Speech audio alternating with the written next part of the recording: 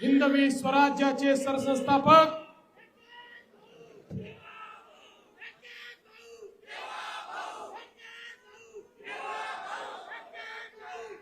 अरे भावा, आता मला बोलू दे.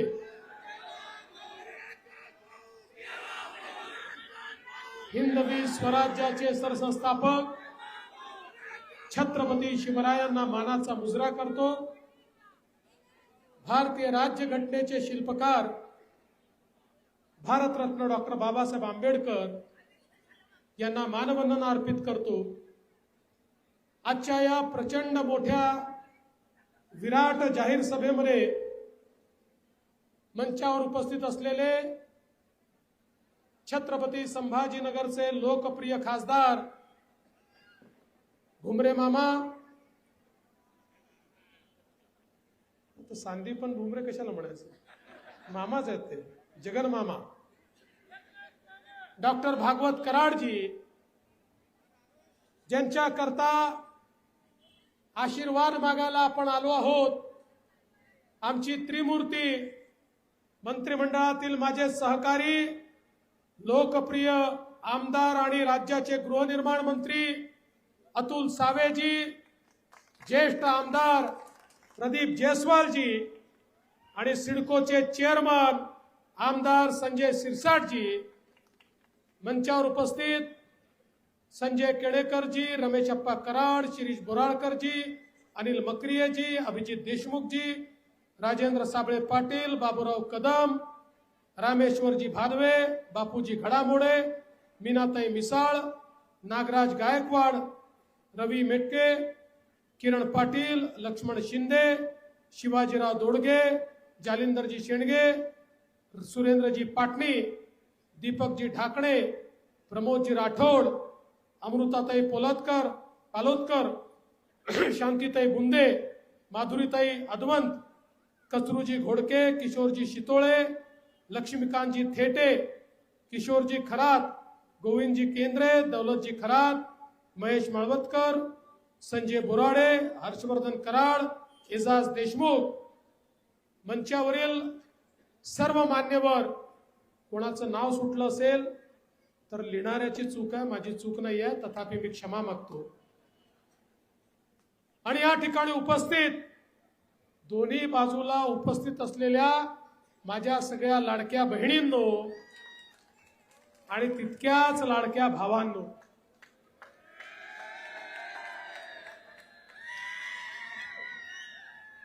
छत्रपती संभाजीनगरमध्ये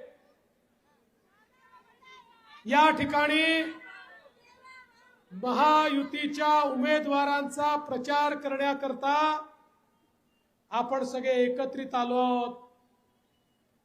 ओवेसी छत्रपती संभाजीनगर, सुन लो ओवेसी छत्रपती संभाजीनगर.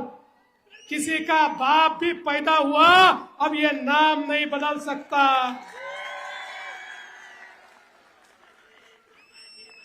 अरे काल त्या MIM ची सभा झाली आणि त्या सभेमध्ये एक महिला होती.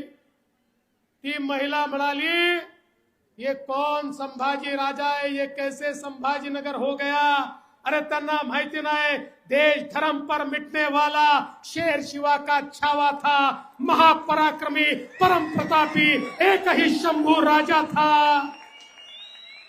अरे ज्या संभाजी राजांना पकडण्यासाठी औरंगजेब या संभाजीनगरमध्ये येऊन बसला, पण 9 वर्ष त्यांना झुंजवत ठेवलं. एकही लढाई जे संभाजी महाराज हारले नाही. अरे औरंग्या, जर फितुरी झाली नसती तर कधीच तुझ्या हाती आमचे संभाजी महाराज आले नसते. पण संभाजी महाराज होते ज्यांना अनन्वित अत्याचार केले, ज्यांच्यावर त्या ठिकाणी इतके अत्याचार झाले तरी त्यांनी आपला हिंदू धर्म सोडण्याकरता नकार दिला. अशा प्रकारचे देशाभिमानी धर्माभिमानी संभाजी महाराज. आणि म्हणून ज्या औरंगजेबाचं थडग या ठिकाणी तयार झालं, त्याचं नाव या शहराला राहू शकत नाही. आणि म्हणून आपल्या महायुतीच्या सरकारनं परमप्रतापी छत्रपती संभाजी महाराजांचं नाव या शहराला दिलाय. आणि म्हणून सांगतो, ज्यांचे मनसुबे रजाकाराचं राज्य आणण्याचे आहे त्यांना सांगून देतो, आता आम्ही जागे झालो आहोत. या लोकसभेच्या निवडणुकीनंतर आपल्याला लक्षात आलं, ज्यांनी नवीन पद्धती सुरू केली, आता या ठिकाणी वोट जिहाद सुरू झालेला आहे. वोट जिहाद आपण सगळ्यांनी बघितलं. लोकसभेच्या निवडणुकीमध्ये धुळे सारख्या मतदारसंघामध्ये 5 मतदारसंघात 1,90,000 मतांनी आपण पुढे होतो. आणि एकट्या मालेगाव सेंट्रलनी 1,94,000 मतं देऊन 4,000 मतांनी आपल्याला पराभूत केलं. यांचा वोट जिहाद 10 लोकसभेच्या मतदारसंघामध्ये आपल्या पराभवाचं कारण राहिला. याचं कारण आपण जागे नव्हतो, आपण एकत्रित नव्हतो. आणि म्हणून योगीजींनी आपल्याला सांगितलं, बटेंगे तो कटेंगे, बटेंगे तो कटेंगे. आणि आपल्या देशाचे प्रधानमंत्री माननीय मोदीजींनी संदेश दिलाय, एक रहेंगे तो सेफ रहेंगे, एक रहेंगे, एक रहेंगे, एक रहेंगे. आता भगव्याचा एकत्रित हुंकार या ठिकाणी दिसला पाहिजे. छत्रपती संभाजीनगर हे कालही भगवं होतं, आजही भगवं आहे आणि 23 तारखेला हे भगवंच असणार आहे, हे दाखवून देण्याची ही निवडणूक आहे. काही लोकांनी भगव्यासोबत गद्दारी सुरू केली, काही लोकांनी मतांची लाचारी सुरू केली. अरे या ठिकाणी संभाजीनगरमध्ये हिंदू हृदय सम्राट शिवसेना प्रमुख बाळासाहेब ठाकरेंनी याला संभाजीनगरचं नाव दिलं. आणि त्या काळामध्ये मोरेश्वर सावेंच्या रूपामध्ये पहिल्यांदा संभाजीनगर भगवं करण्याचं काम हे आपण त्या काळात केलं. पण शिरसाट साहेब, अलीकडच्या काळामध्ये आमच्या नेत्यांना, शिवसेना प्रमुखांना हिंदू हृदय सम्राट म्हणण्याची लाज वाटायला लागली. आता ते त्यांना देखील जनाब बाळासाहेब ठाकरे म्हणतात. ही शोकांतिका आपल्याला पाहायला मिळते. आणि म्हणून ही निवडणूक साधी निवडणूक नाही आहे. ही निवडणूक आपली एकजूट दाखवायची निवडणूक आहे. जे लोक पुन्हा एकदा रजाकाराचं राज्य आणण्याचं स्वप्न पाहतात, त्यांच्या स्वप्नाचा चुराडा करण्याची निवडणूक आहे. संभाजीनगर वासियांनो, 23 तारखेला तुमचा हुंकार दिसला पाहिजे. आणि त्याकरता 20 तारखेला तुमचं मतदान दिसलं पाहिजे. ते जर वोट जिहाद करत असतील तर मतांचं धर्मयुद्ध करण्याकरता संभाजीनगर तयार पाहिजे. संभाजीनगरने मतांचं धर्मयुद्ध करून या ठिकाणी पुन्हा एकदा धर्माची स्थापना काय असते, छत्रपती शिवरायांचा आवाज काय असतो, छत्रपती शिवरायांचं देव देश आणि धर्माचा मंत्र काय असतो, ते या संभाजीनगरला दाखवून देण्याची वेळ आहे. खरं म्हणजे संभाजीनगरचं चित्र महायुतीच्या सरकारने त्या ठिकाणी बदललं.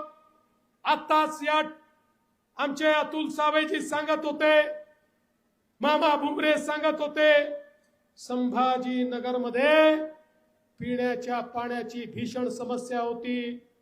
8 दिवसामध्ये 1600 कोटी रुपयाची पिण्याच्या पाण्याची योजना आम्ही मंजूर केली. दुर्दैव बघा, आम्ही निर्णय केला होता महानगरपालिकेजवळ भरण्याकरता 600 कोटी रुपये नाहीत, त्यामुळे हे 600 कोटी रुपये देखील राज्य शासन देईल. पण दुर्दैवाने मध्यंतरीच्या काळामध्ये महाविकास आघाडीचं सरकार आलं आणि महाविकास आघाडीच्या सरकारने निर्णय केला हे 600 कोटी रुपये महानगरपालिकेने भरावे आणि त्या निर्णयामुळे या पिण्याच्या पाण्याच्या योजनेचं काम पुन्हा थांबलं। पण आपल्या आशीर्वादाने या ठिकाणी पुन्हा एकदा आपल्या महायुतीचं सरकार आलं। श्रद्धेय बाळासाहेबांचा सच्चा शिवसैनिक एकनाथराव शिंदे हे या ठिकाणी मुख्यमंत्री झाले आणि पुन्हा आम्ही निर्णय केला नथिंग डुईंग, महानगरपालिकेकडनं फुटकी कवडी घ्यायची नाही, पूर्ण 1600 कोटी रुपये महाराष्ट्राचं सरकार देईल। ते पैसे दिले आणि या पिण्याच्या पाण्याच्या योजनेचं काम सुरू झालं। येत्या 3 महिन्यामध्ये संभाजीनगर पिण्याच्या पाण्याच्या दुष्काळातनं पाणीदार होणार आहे आणि प्रत्येकाच्या घरी मुबलक पाणी येणार आहे, हे आपण करून दाखवलं। आज इथल्या कचऱ्याची समस्या असेल, या ठिकाणी सीवर लाईनची समस्या असेल, रस्त्यांची समस्या असेल, प्रत्येक गोष्टी करता महायुतीच्या सरकारने संभाजीनगरला एक महत्वाचा दर्जा दिला। आणि सगळ्यात महत्वाचं काय, आपण समृद्धी महामार्ग तयार केला। आपल्यापैकी अनेकांच्या लक्षात असेल समृद्धी महामार्ग झाला आणि डीएमआयसी शेंद्रा बिडकीन एमआयडीसी ज्यावेळेस तयार करत होतो, याच संभाजीनगर मध्ये मी सांगितलं होतं महाराष्ट्रातलं पुढचं उद्योग केंद्र हे पुणे असणार नाही, ते मुंबई असणार नाही, ते पुढचं उद्योग केंद्र हे संभाजीनगर असेल। संभाजीनगर आणि जालन्याचं जे मॅग्नेट आपण तयार केलेलं आहे, 4 वर्षापूर्वी बोललो, अनेकांना वाटलं केवळ भाषण आहे, पण आज परिस्थिती बघा, देशातल्या सगळ्या प्रमुख कंपन्या या संभाजीनगर मध्ये आम्ही आणल्या। JSW आणली, एथर एनर्जी आणली, पिरामल आणली, रुब्रिझॉल आणली आणि सगळ्यात महत्वाचं टोयोटा किर्लोस्कर देखील याच संभाजीनगर मध्ये आणली। आता तर परिस्थिती अशी आहे, महाराष्ट्रात उद्योजक आम्ही आणला आणि त्याला जर आम्ही या शेंद्रा बिडकीनच्या आपल्या एमआयडीसी मध्ये नेलं, तो दुसरीकडे जायलाच तयार होत नाही। तिथे आला की इथेच जमीन द्या म्हणतो। आता जमिनी संपल्यात, नव्याने जमिनी अक्वायर कराव्या लागणार आहेत। इतक्या मोठ्या प्रमाणात औद्योगिकरण झालं, खऱ्या अर्थानं आमच्या तरुणाईच्या हाताला काम आज या माध्यमातून मिळत आहे। हजारो लोकांचा रोजगार आज या ठिकाणी आपण तयार करतोय। एकट्या संभाजीनगर मध्ये किंवा या सगळ्या आपल्या परिसरामध्ये झालेली गुंतवणूक 73,000 कोटी रुपयाची गुंतवणूक आहे। आणि मी तुम्हाला सांगतो, आमच्याशी ज्यांची चर्चा चालली आहे, पुन्हा तुम्ही सरकार आणल्यानंतर त्यांना ही मान्यता मिळेल, 1 लाख कोटीपेक्षा जास्त गुंतवणूक या संभाजीनगर मध्ये झालेली आपल्याला पाहायला मिळेल। संभाजीनगरचा चेहरा मोहरा बदललेला आपण पाहतोय। और एक सिटी आपण तयार केली, या ठिकाणी आमचं विमानतळ आहे। या विमानतळाला आंतरराष्ट्रीय दर्जा द्यायचा असेल तर त्या ठिकाणी जमीन अधिग्रहण करून आपली धावपट्टी वाढवायची आवश्यकता होती। एका झटक्यामध्ये 740 कोटी रुपये कराड साहेब आपण या ठिकाणी दिले। ऍक्विजिशनचं काम झालं, लवकरच विस्तारीकरण होईल आणि जगातल्या सगळ्या देशातनं आमच्या संभाजीनगरला थेट विमानं येऊ शकतील। ही व्यवस्था संभाजीनगरच्या एअरपोर्टची आपण केली आहे। आज समृद्धी महामार्गाने जी कनेक्टिव्हिटी दिली आहे, या माध्यमातून एक मोठं परिवर्तन होत आहे। या मराठवाड्यामध्ये मी सांगितलं होतं, मराठवाड्याच्या या पिढीने दुष्काळ पाहिला, पुढच्या पिढीला आम्ही दुष्काळ पाहू देणार नाही। समुद्रामध्ये वाहून जाणारं पाणी या ठिकाणी गोदावरीच्या खोऱ्यामध्ये आणून मराठवाड्याला कायम दुष्काळ मुक्त आम्ही करू।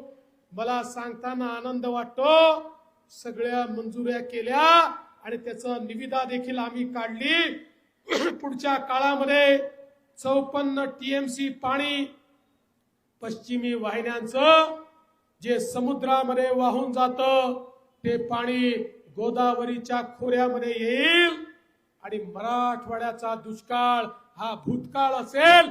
पाणीदार मराठवाडा तयार करण्याचं काम हे या ठिकाणी आम्ही करणार आहोत.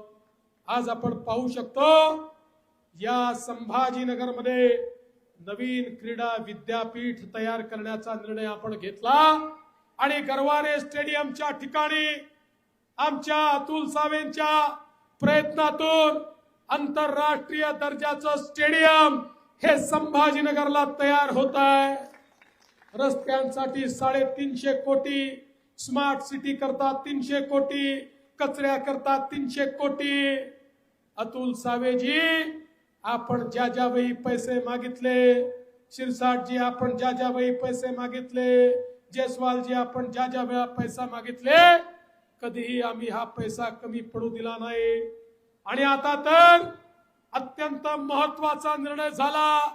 अतुल सावेजी सातत्याने सिडकोचे प्लॉट लीज होल्डचे फ्री होल्ड करा म्हणून मागणी करत होते. आमचे शिरसाटच त्या ठिकाणी अध्यक्ष झाले आणि आमच्या कॅबिनेटने निर्णय केला, आता सिडकोचे प्लॉट लीज होल्डचे असणार नाही, ते फ्री होल्डचे असतील आणि 20 रुपयाचा दर केवळ 2.5 रुपयावर आणण्याचं काम हे आपल्या सरकारने या ठिकाणी केलं. 35,000 कुटुंबांना त्यांच्या प्लॉटची मालकी या संभाजीनगरमध्ये आपण देतोय. आज राज्यातलं सरकार विकास करणारं सरकार आहे. समाजातल्या प्रत्येक व्यक्तीला, दीन दलित गोर गरीब आदिवासी शेतकरी शेतमजूर अल्पसंख्याक महिला प्रत्येकाच्या जीवनामध्ये परिवर्तन आम्ही घडवतो. देशाचे प्रधानमंत्री माननीय मोदीजींनी सांगितलं, विकसित भारत तयार करायचा असेल तर या भारताची 50% लोकसंख्या आमच्या ज्या माता भगिनी आहेत यांना सामाजिक आर्थिक परिवर्तनाच्या केंद्रस्थानी आणा. मोदीजींनी बेटी बचाओ बेटी पढाओ पासून लखपती दीदी पर्यंतचे कार्यक्रम आखले. या महाराष्ट्रामध्ये मोदीजींच्या नेतृत्वात 11 लाख लखपती दीदी आम्ही तयार केल्या. लवकरच 25 लाख करू आणि 1 कोटी महिलांना लखपती दीदी करण्याचा आमचा मानस आहे. म्हणजे ज्यांची वार्षिक स्वतःची कमाई 1 लाख रुपयापेक्षा जास्त असेल अशा लखपती दीदी आम्ही तयार करतो. माननीय मोदीजींकडनं प्रेरणा घेऊन मुख्यमंत्री एकनाथराव शिंदेजींच्या नेतृत्वात या महाराष्ट्रामध्ये महिला केंद्रित आपण धोरण आखलं. लेक लाडकी सारखी योजना आणली, ज्या योजनेच्या अंतर्गत घरामध्ये जर मुलगी जन्माला आली तर मुलीच्या जन्माचं स्वागत झालं पाहिजे. मुलगी जन्माला आली की 5,000 रुपये, ती पहिल्या वर्गात गेली की 5,000 रुपये, ती 4थ्या वर्गात गेली की 7,000 रुपये, ती 11व्या वर्गात गेली की 7,000 रुपये, ती 18 वर्षाची झाली की 75,000 रुपये, असे 1 लाख रुपये त्या परिवाराला आपण देतो आहे. परिवाराला समजलं पाहिजे केवळ मुलगी आपल्या घरी आली नाही, प्रत्यक्ष लक्ष्मी आपल्या घरी आली आहे. अशी लेक लाडकी योजना आपण सुरू केली. आपल्या मुलींकरता उच्च शिक्षण मोफत मिळालं पाहिजे ही योजना आपण आणली. कारण आमच्या लक्षात आलं आपल्या समाजामध्ये शिक्षणाकरता मोठा खर्च येतो. उच्च शिक्षणामध्ये मोठ्या मोठ्या कॉलेजेसमध्ये डॉक्टर व्हायचा, इंजिनियर व्हायचा, MBA व्हायचा, 1 लाख 2 लाख 4 लाख फी भरावी लागते. गरीबाच्या घरी, मध्यमवर्गीयाच्या घरी एक मुलगा असेल एक मुलगी असेल, आई बाप मुलीला सांगतात, बाई तुला शिकवण्याकरता आमच्याकडे पैसे नाही, जे काही पैसे आहे तुझ्या भावाला शिकवण्यात आम्ही लावतो, तू घरी बस, तुझं लग्नच आम्हाला करायचं आहे. ती मुलगी किती हुशार असली तरी शिक्षणापासून वंचित राहते. आता आम्ही आई बापाला सांगितलं काळजी करू नका. तुमच्या मुलीला शिकवण्याकरता तुमच्या जवळ पैसे नसतील तर चिंता करू नका. मुलीचे मामा हे मंत्रालयामध्ये बसले आहेत, ते मुलीच्या शिक्षणाचा खर्च करतील. 1 लाख 2 लाख 4 लाख कितीही फी असली तरी आमच्या मुलींच्या शिक्षणाचा खर्च आपलं सरकार या ठिकाणी करताय. एवढंच नाही, आपण महिलांकरता एसटीच्या प्रवासामध्ये तिकिटामध्ये 50% सूट दिली. आता अर्ध्याच तिकिटात महिलांना प्रवास करता येतो. योजना घोषित केली. घुमरे मामा आमच्याकडे एसटीचे लोक आले, म्हणाले योजना बंद करून टाका. म्हटलं का बरं? म्हणाले एसटीचं दिवाळा निघेल, आधीच आम्ही नुकसानीत आहोत.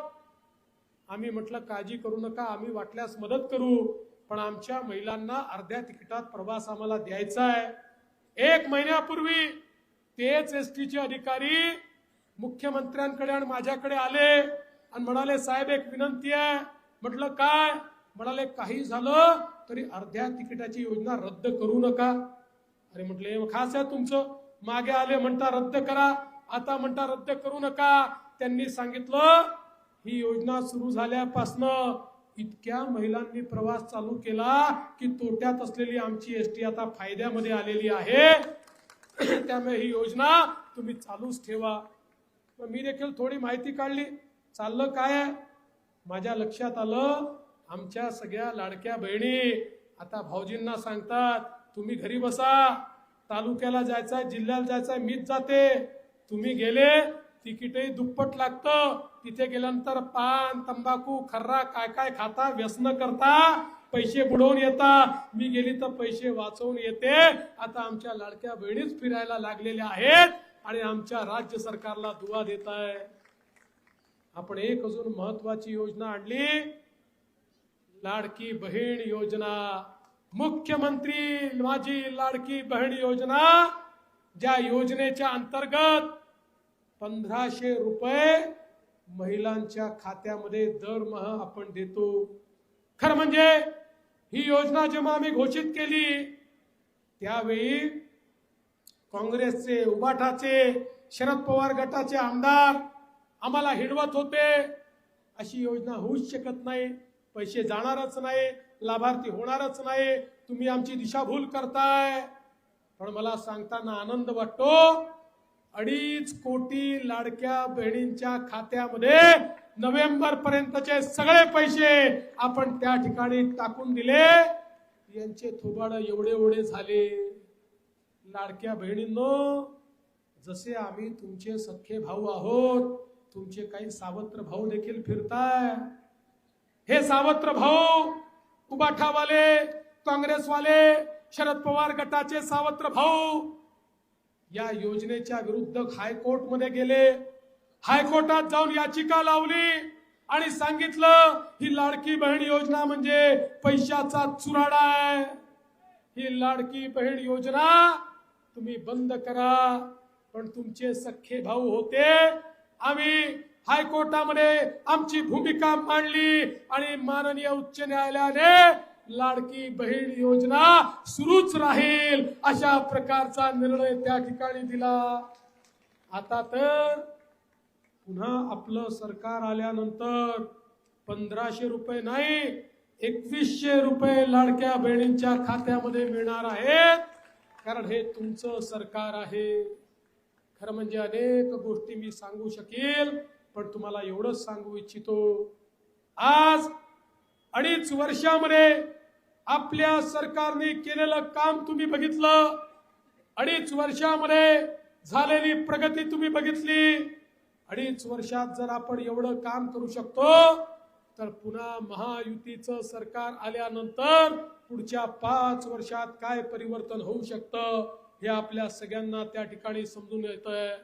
आज खऱ्या अर्थानं संभाजीनगर पूर्वमधनं अतुल सावे यांच्यासारखा एक अतिशय कार्यक्षम नेता, ज्या नेत्याने एक या ठिकाणी मिशन म्हणून राजकारणामध्ये प्रवेश केला, ते एक अतिशय यशस्वी उद्योजक आहे. राजकारण त्यांचा धंदा नाही आहे, पण या ठिकाणी मोरेश्वर सावेजी यांचा वारसा चालवण्याकरता, हिंदुत्वाचा वारसा चालवण्याकरता त्यांनी राजकारणामध्ये प्रवेश केला आणि आमच्या मंत्रिमंडळामध्ये एक उत्तम मंत्री म्हणून आज ते काम करतायत. आणि ज्या प्रकारे गृहनिर्माण विभागाचं काम त्यांनी केलंय, मी खरोखर त्यांचं मनापासून अभिनंदन करतो. अशा प्रकारचा एक उमेदवार आज आपल्याला भेटलाय. मला विश्वास आहे आता अतुल सावेंची हॅट्रिक ही पूर्वमत्ता होणार आणि त्यासोबत आमचे संजय भाऊ शिरसाट आणि प्रदीप भाऊ जयस्वाल हे देखील त्या ठिकाणी सेंचुरी मारणार. आणि या संभाजीनगर मध्ये उबाठा असो का MIM असो, काँग्रेस असो का शरद पवारजींची पार्टी असो, सगळ्यांचा सुपडा साफ करून महायुतीस पुन्हा भगवा फडकवणार हा विश्वास व्यक्त करतो आणि माझं बोलणं संपवतो. धन्यवाद. जय हिंद, जय महाराष्ट्र, भारत माता की, छत्रपती शिवाजी महाराज की, जय श्रीराम, जय श्रीराम.